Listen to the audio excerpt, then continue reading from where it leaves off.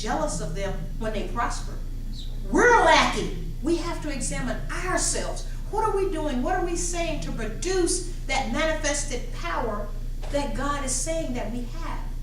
We don't have to look at them and envy them, even though our flesh sometimes allows us to, and we have to get a grip and stay on track. My God is greater. They may be confessing God. They may be applying some of the principles, but I know I'm a believer, and I should have more. I should be blessed more. I should see more things happening in my life. But in the process, don't waste time getting jealous or getting bitter. Stay on the cutting edge of what it is. We can be multitask. Some people say just stick to one thing. Just stay focused on one thing. That can be so. But God is showing us how to be multifaceted, multitask. You got this going, and this is prospering. Now you got this going. I can see if everything is failing that you touch. Then maybe you need to focus on one thing. But God will allow us. He will allow us. Amen? And I want to make a declaration this morning. I want to decree some things into the atmosphere because I believe God. I believe in the manifestation of God. I decree, if you agree with me, you just meditate on it for yourself. Or if you want to even make your own declarations of what may be bothering you or what may be seeming to hold you back because you're wanting to see a manifestation of His power, you just make your own declarations. Amen? And I have a thing about that for years because I believe what the Word says. He said when you decree a thing, it is established. So when it says it's established, that means it has to happen. I don't care how long the vision tarry. I don't care how long it takes. I'm standing on His Word because I am looking for this thing to show manifestation. Now, unless God has told you something different, sometimes we can get off track. But we need to go back to our prayer closet and ask God, okay, Lord, show me. What is it? Did I misunderstand something? And if He reveals to you that you didn't misunderstand anything, you need to stay on track of what you're doing and decreeing and declaring. So I decree and I declare that I will stir up the gift in me. How about you? We can never get too good because for that then we might as well go to heaven. I want the gifts stirred up in me, whether it's in my spiritual life as well as in the marketplace, in our businesses, in our jobs. Some of us work jobs. You're looking for promotion. You keep getting passed over. You keep getting passed over. Don't be sad. Just keep confessing that thing. You want business? Lord, I believe that you're going to bless me with that business. Now, it may be taking 10 years or whatever. Before I even got my first business, it was about 14 or 15 years. I was confessing at beauty school and with no beauty school in sight.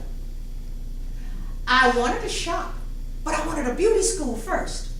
So I started out eventually after about 5 or 6 years working in salons. I first made my baby first step and I started renting a chair. That's like a vendor. You're paying your space like at a flea market. You put your goods. My goods was in that shop. I'm doing my hair. My customers, I pay for this space. They call it a booth. They have it in other various like the flea markets and all that. People sell jewelry, what have you. They pay for their space. Then I says, God, I'm ready for that beauty school. I wanted a beauty school before I wanted a beauty salon. It wasn't that I was trying to be something, so I just had this desire. I planned in advance for it years before. I went ahead and took my teacher's course because I knew down the road at some point I wanted a beauty school. And when I was praying and believing, I could feel that thing in my spirit, but I didn't see it nowhere. But I could feel like something brewing in my spirit. See, what my faith was coming alive because I continually confessed it even years before it happened. Sometimes it takes years, but our season, we have to make sure our season is right. And God will set it up. And I confessed that thing, and then I started feeling like just started driving in different parts of Atlanta, different areas. And I would get in my car, I would write down addresses of places that were for lease, and I pray, I said, Lord, this looks like a nice place. I said, Lord, the finances are not there, but I believe you. I don't know how you're going to do it. I had enough sense to pray that type of prayer. I don't know how you're going to do it, I just believe you. And time went on and time went on, and I was thinking I was going to get some finances from two other relatives that had a little money. And I said, well, maybe they'll give it to me. But God never allowed me to ask them. He never allowed me to ask them. And I felt in my spirit, I just let them know. I'll do my proposal, and I'll let them know, and I'll see. Well, one of them I did. I went against God's will. I said, I'm going to ask him anyway. We kind of tight. I'm going to ask him anyway.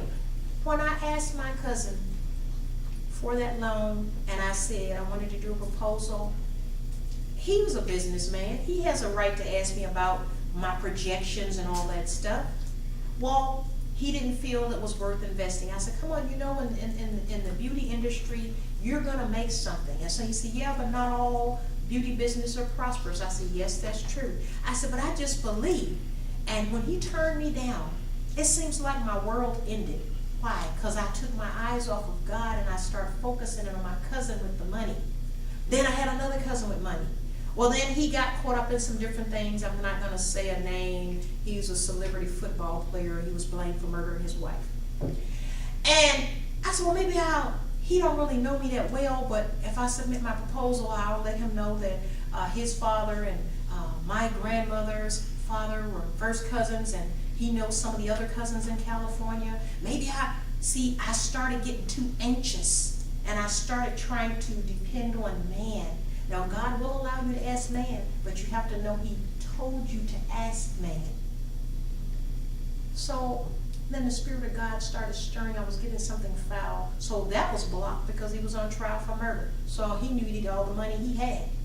So I just, okay, Lord, if it's not my time, I feel this thing bursting in me. If it's not my time, God, then release me from this feeling.